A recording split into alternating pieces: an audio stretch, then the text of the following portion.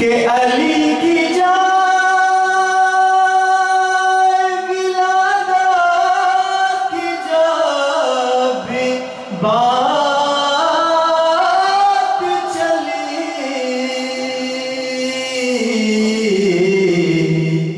علی کی جائے ولادہ کی جب بات چلی کہا خدا نے ہم اپنا مکان دیتے ہیں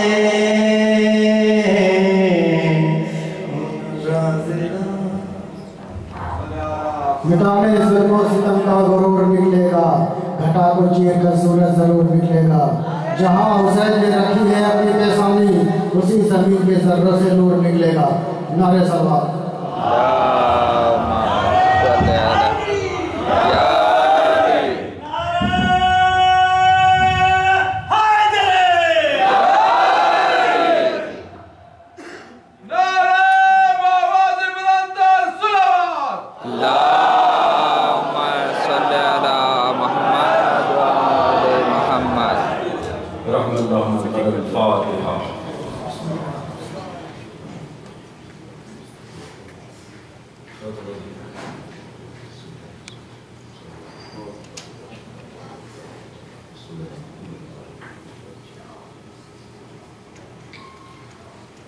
أعوذ بالله من الشيطان الرجيم بسم الله الرحمن الرحيم الحمد لله رب العالمين والصلاة والسلام على أشرف الأنبياء والمرسلين حبيبنا وسيدنا وسندنا محمد صاحب التاج والمعراج والبراق والعلم جسمه مقدس معطر مطهر منور في البيت والحرم شمس الضحى سرور الهدى كعف الورى مصباح الظلم جميل الشام امام القبلتين وصلتنا في الدارين صاحب الكعبة قوسين محبوب رب المشرقين ورب المغربين جد الحسن والحسين بالقاسم منهما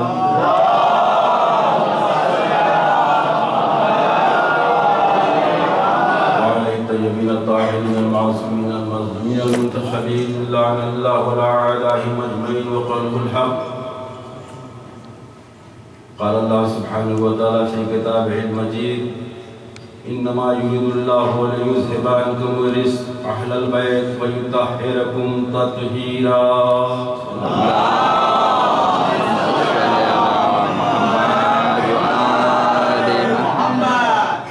وعدن عزیز شب جمعہ کی مناسبت سے میں نے جس آیت کریمہ کی تلاوت آپ حضرات کے سامنے کی ہے یہ وہ آیت تطہیر ہے کہ جس کو آپ نے سنا ضرور ہے عام طور سے تو اگر مہینے میں نہیں تو ہفتے میں ایک دن تو پڑھتے ہی رہتے ہیں ترجمہ بھی محتاج تعارف نہیں ہے ارشاد ہو رہا ہے رب العزت کا کہ انما یرید اللہ نے یہ ارادہ کیا سب سے بڑی چیز یہ ہے کہ اللہ ارادہ نہیں کرتا اللہ تو کن فیکون حکم دیتا ہے اور چیز واقع ہو جاتی ہے اب یہ کون لوگ ہیں کہ جس کے لیے اللہ کو ارادہ کرنا پڑتا ہے اسی سے آپ اہمیت کا اندازہ لگائیں اللہ نے ارادہ کیا ہے کیا ارادہ کیا ہے لِيُذْهِبَ عَنْكُمُ الرِّجْسَ کہ رزق کو اہل بیت تمہارے قریب نہیں جانے دوں گا میں بڑا پریشان ہوتا ہوں کہ کہاں رزق اور کہاں اہل بیت رزق اور اہل بیت کا کوئی تصور نہیں ہے، لیکن معبود الہی کہہ رہا ہے کہ رزق کو اہل بیت کے پاس نہیں جانے دوں گا۔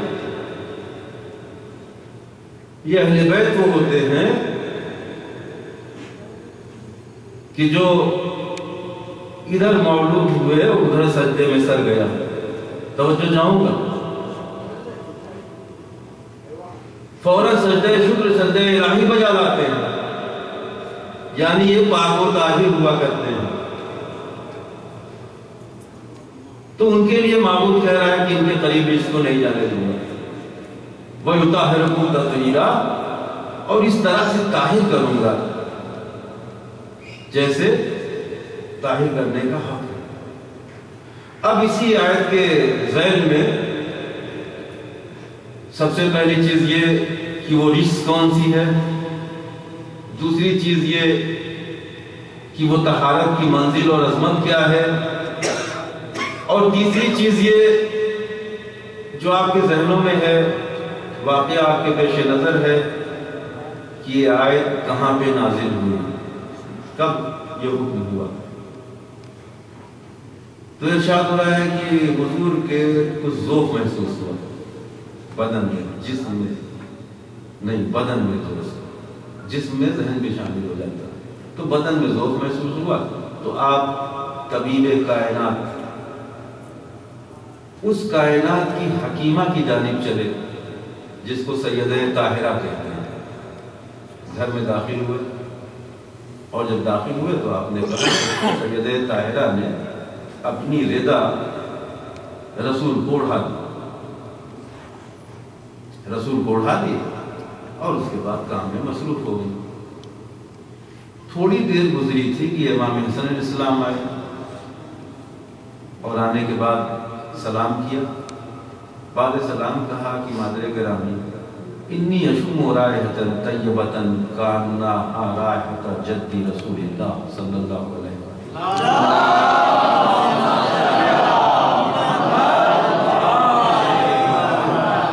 کہ میں خوشبو محسوس کر رہا ہوں۔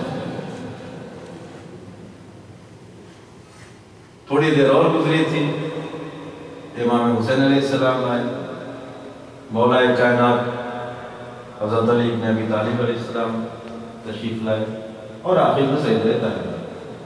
سوال یہ اٹھتا ہے کہ جب آئے ہیں اور پتہ بتایا ہے کہ ہاں میرے پیارے جگر آپ صحیح فرما رہے ہیں، نانا رسول خدا زیر کسا آرام فرما رہے ہیں، تو وہاں جانے کے بعد ضرورت یہ تھی کہ امام حسین چادر اٹھاتے اور داخل ہو جاتے، نہیں، رک گئے، پہلے سلام کیا، جواب سلام ملا، اس کے بعد کہا کہ نانا جان کیا اجازت ہے کہ میں آپ کے ساتھ زیر کے ساتھ داخل ہو جاؤں۔ اب یہاں پہ میں آپ کو اس نقطے کی جانب توجہ دلانا چاہتا ہوں کہ امام حسین وہ ہیں کہ اگر نانا رسول خدا مسجد میں نماز پڑھا رہے ہیں، باجماعت نماز پڑھا رہے ہیں، آئے اور پشت پہ سوار ہو گئے، نہ کچھ پوچھا نہ جانچا، فوراً چڑھ گئے پشت پہ، رسول چاہتے تھے کہ اٹھے، جبریل آئے، انہوں نے ہاتھ پہ ہاتھ رکھا، یا رسول اللہ، پروردگار نے کہا جب تک خود سے نہ اترے حسین خبردار سجدے سے سر نہیں اٹھائیے،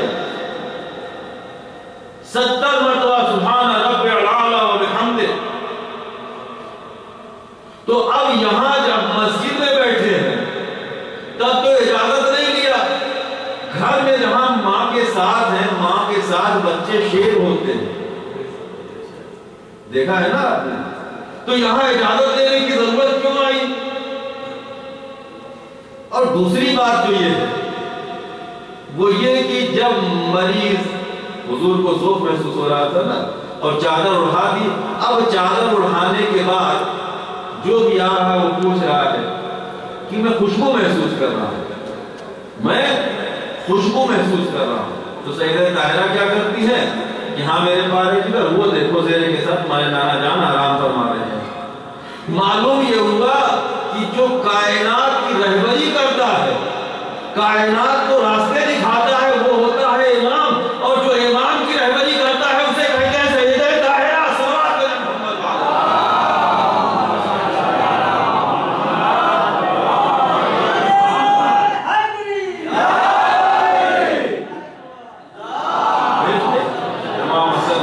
امام حسین علیہ السلام ہے، مولا کائنات جناب فاطمہ زہرا، یا یوں کہوں کہ اس بیمار کے لیے ذوق محسوس ہو رہا تھا۔ اب فاطمہ زہرا نے نسخے بھیجنا شروع کیے مریض کے لیے، اور نسخے جاتے رہے، شفا ہوتی ہے۔ ادھر جب پانچوں کے پانچوں تن اکٹھا ہوئے تو زمین سے نور اٹھا آسمان کی طرف چلا۔ اب جب وہ روشنی، وہ نور آسمان میں پھیلا تو فرشتوں کی صفیں منتشر ہو گئی، صفیں منتشر ہو گئی، عبادت کے جو اسپیڈ تھی کم ہو گئی۔ سارے فرشتے یمین سارے ادھر ادھر دیکھ رہے ہیں۔ ایک مرتبہ سب نے جبریل سے کہا، جبریل یہ کیا ہے؟ آج تک نور آسمان سے زمین پہ جاتا تھا، عرش سے فرش پہ گیا ہے، لیکن یہ کیسا نور ہے جو نہ جنت میں کسی مقام پہ ہے، نہ کوثر کے پاس ہے، نہ توبہ کے درخت کے پاس ہے، نہ سلسبیل کے پاس ہے؟ یہ نور کون سا نور ہے؟ تو جبریل بھی پریشان، 70,000 فرشتوں کا قائد ہے جبریل۔ اب اس نے کیا کیا ہے میرے پروردگار، یہ کون لوگ ہیں چادر کے نیچے؟ ارے چادر کے نیچے جب حسنین نہ پہچان سکے تو تو کیا پہچانے گا؟ صلوات میں محمد والے اچھا یہاں پہ ایک سوال اور اٹھتا ہے، مثلا آپ کا نوکر ہے، آپ کے پاس کام کرتا ہے، آپ کو کہیں دیکھے اور کہے کہ یہ کون صاحب ہے، تو اس کی عقل پہ ماتم کرنے والی بات ہے۔ جبریل کسے نہیں جانتا تھا؟ رسول کی خدمت میں روز آیت جاتا تھا، قرآن لے کے آتا تھا، مولا کائنات کا شاگرد تھا، حسنین کے جھولے جھلاتا تھا اور سیدہ کی چکی چلاتا تھا۔ کسے نہیں پہچانتا تھا؟ پہچانتا تھا یا نہیں پہچانتا تھا؟ پہچاننے کے بعد کہہ رہا ہے جانتا ہے، لیکن جب چادر کے نیچے آ گئے تو جبریل پہچان نہیں سکا۔ میں نے کہا جبریل تو کسے نہیں جانتا ہے؟ غلامی کرتا ہے، چکی چلاتا ہے، جھولے کی رسی کھینچتا ہے، روز آیتیں لا کے پہنچاتا ہے، تو نہیں پہچانتا یہ کون لوگ ہیں؟ عجب نہیں جبریل کہے نادان جب بھی آیا نور کے ایک جز کے پاس آیا، ایک ٹکڑے کے پاس آیا، کبھی رسول سے تنہا ملا، کبھی علی سے تنہا ملا، کبھی سیدہ کی چکی اکیلے میں چلائی، کبھی حسنین کے جھولے کو تنہائی میں کھینچا، لیکن جب پانچوں تن یعنی پنجتن اکٹھا ہو جاتے ہیں تو جبریل بھی ان کی روشنی کو برداشت نہیں کر سکتا، تو پنجتن کو حضرت مولانا کیا سمجھ پائیں گے جسے جبریل نہ سمجھ سکا؟ صلی اللہ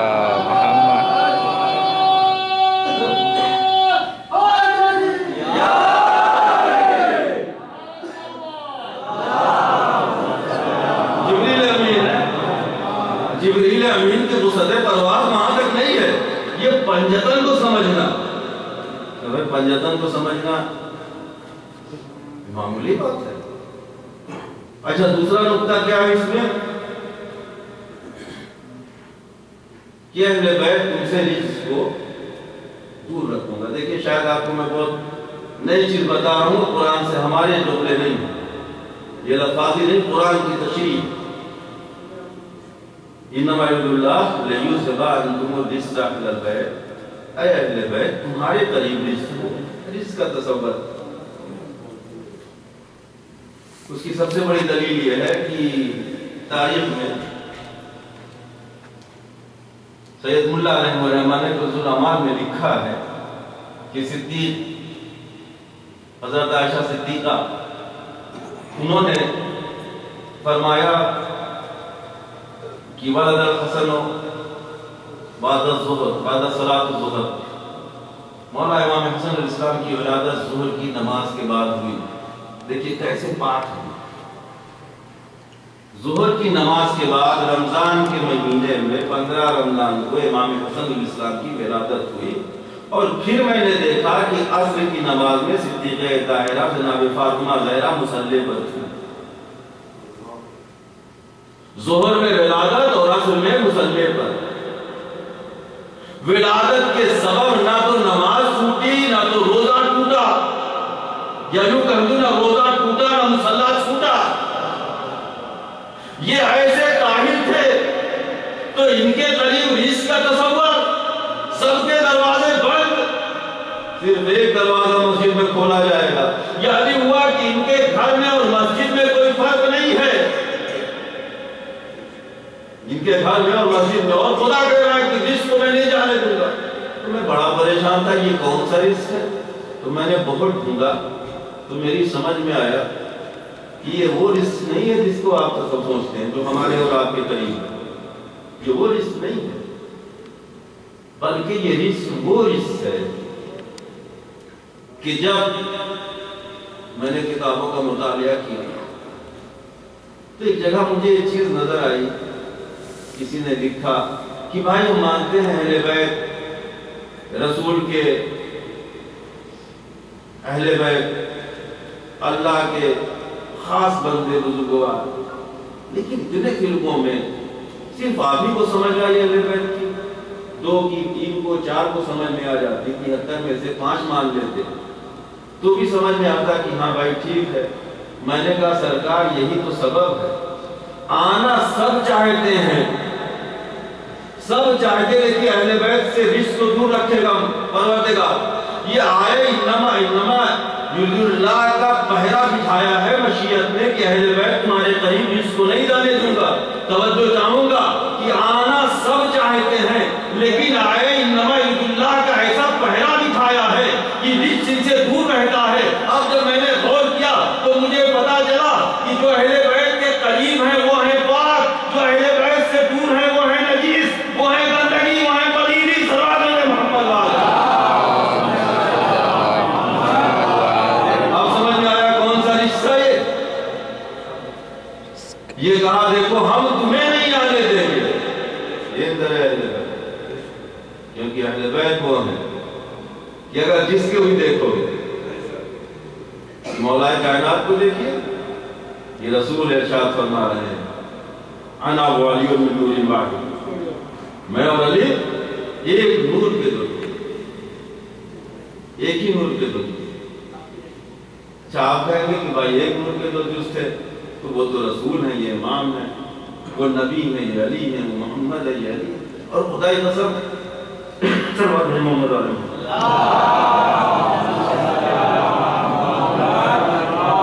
دیکھیے یہ وہ اہل بیت ہیں کہ دستور عرب تھا کہ جب کسی کے نام کو بگاڑنا چاہتے تھے نا تو اس کے نام کے آگے واو لگا دیتے.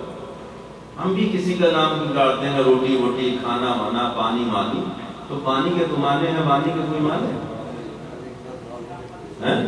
کھانا مانا، کھانا تو بھائی چلیے پیٹ بھرتا ہے، مانا کیا؟ یعنی اس کو بگاڑنا. تو علی نام ہے اس ذات پاک کا کہ جس کے آگے واو لگا کے بگاڑنا چاہا. تو علی کے آگے واو لگائیے تو کیا بنے گا؟ تو اگر بگاڑو گے تو ولی بنے گا، اور جب بناؤ گے تو وہ علی مسیحیوں کا خدا ہوتا ہوا نظر آئے گا. صلوات محمد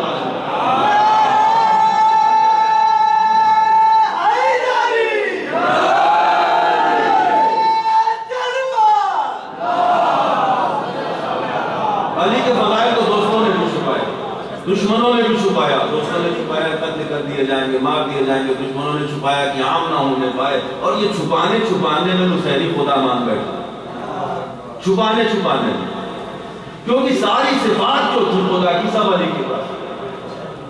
علی آواز دیتا ہے سورج گواہ ہے نا، تو نے کبھی علی کو سوتے ہوئے نہیں دیکھا، جاگنے کی صفت صرف پتہ کے لیے.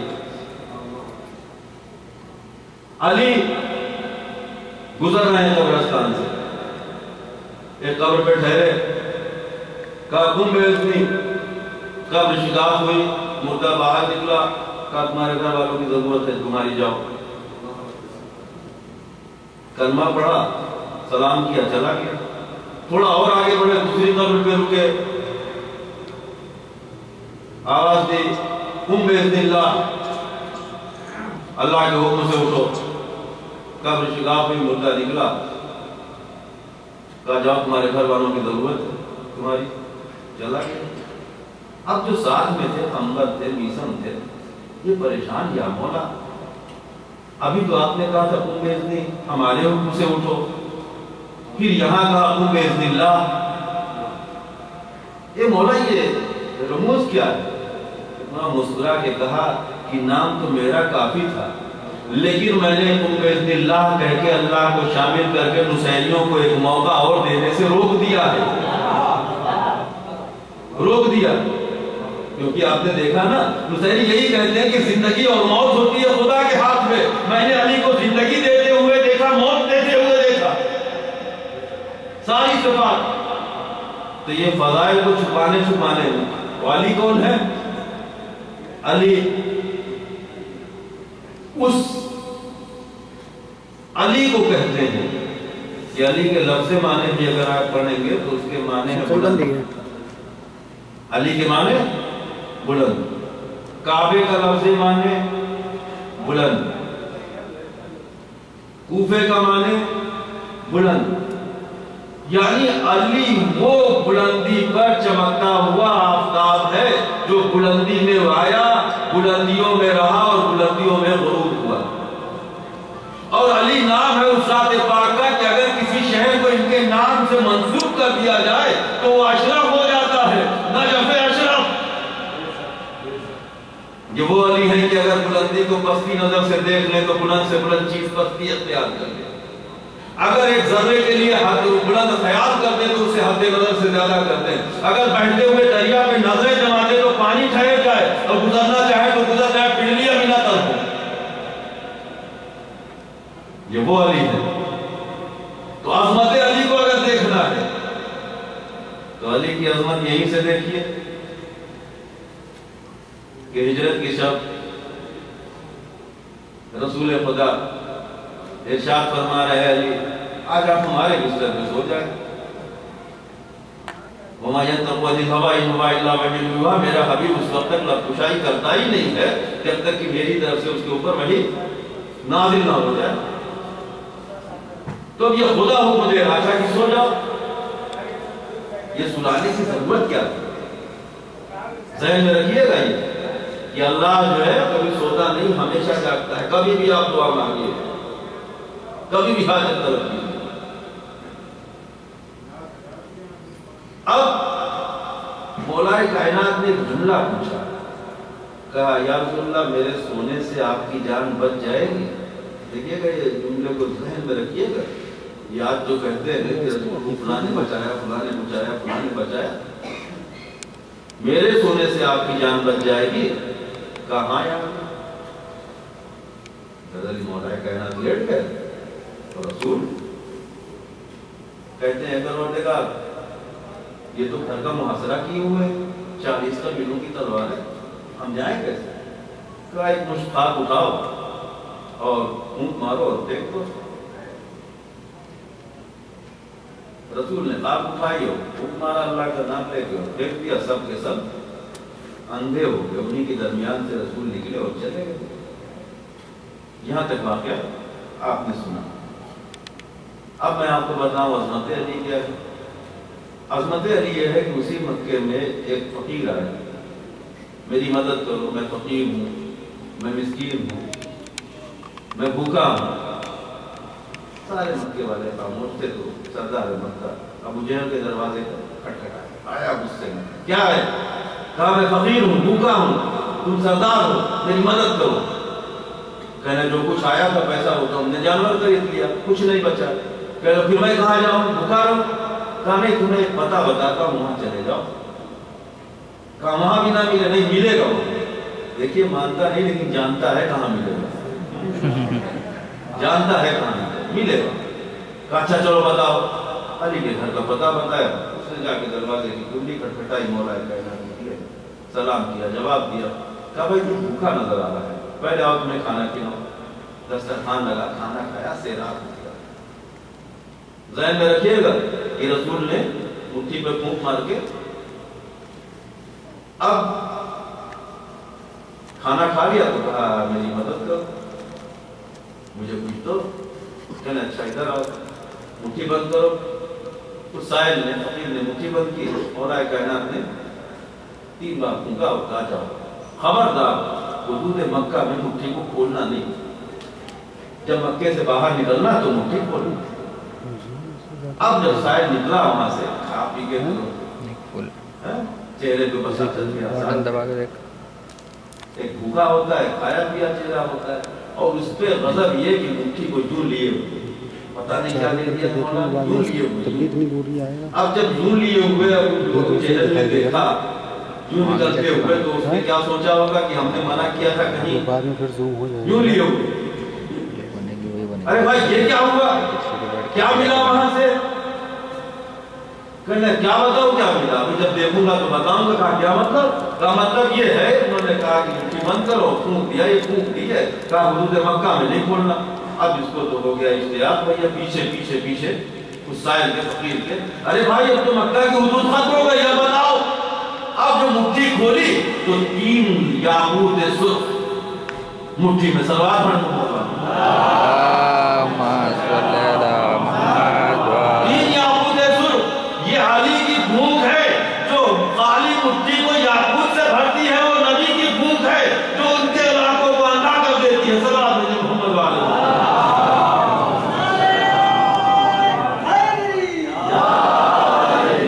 تو بلندیوں کی انتہا مولا کائنات, سب سے بڑی بلند. دیکھیے جو بلندی ہوتی ہے حقیقتاً بلندیوں کی انتہا یا بلندیوں کی معراج کہتے ہیں قاب قوسین. جہاں پہ جب جبریل کے ساتھ گئے تو ایک مقام ایسا آیا کہ جبریل بولا بس کیا مطلب, اب اگر اس سے ایک بار برابر تجاوز کیا تو بالوں پر سب چلے جائیں گے. اب اس سے آگے آپ کو تنہا جانا. اب رسول کریم اس سے آگے, یعنی جہاں پہ جبریل امین کی بلندیوں کی انتہا ختم ہوتی ہے, حد پرواز فرشتے کی, 70,000 معصوم فرشتے کے قائد جبریل امین کی حد پرواز جہاں سے ختم ہوتی ہے, بلندی ختم ہوتی ہے, وہاں سے رسول کے نارائن کی بلندی شروع. یعنی جبریل امین سے بلند ہے رسول کی جوتیاں جو اس مقام کو روکتی ہوئی چلی گئی جہاں جبریل نہ جا سکا. توجہ چاہوں گا. اور ان جوتیوں سے بلند ہے وہ قدم پاک تو اس سے بھی اوپر ہے, اس قدم سے اوپر ہے آپ کا شکم اطہار, اس سے بلند ہے صدر پاک جس پہ قرآن نازل ہوا. اگر اس قرآن کو پہاڑ پہ نازل کرتا تو پہاڑ ریزے ریزے ہو جاتا. اتنا بلند سینہ تھا رسول کا کہ جو وزن پہاڑ نہ برداشت کر سکے اور صدر رسول. اور اس سے بلند ہے دو شہائے پیغمبر اسلام, ایک طرف لا الہ الا اللہ لکھا ہوا ہے, ایک طرف محمد رسول اللہ لکھا ہوا ہے. اور فتح مکہ کے دن رسول کریم خانہ کعبہ میں بیٹھ کے کہتے ہیں علی آؤ اور اس پہ کھڑے ہو جاؤ. توجہ چاہوں گا, علی کتنا بلند ہے, آؤ اور اس پہ کھڑے ہو جاؤ. میں بھی یہ کاغذ پہ لکھتا ہوں لا الہ الا اللہ محمد رسول اللہ, دیتا ہوں پوری کائنات کے عالموں کو کہ آؤ اور اس پہ پیر رکھو. اگر پیر رکھا تو دائرہ اسلام سے خارج. یا رسول اللہ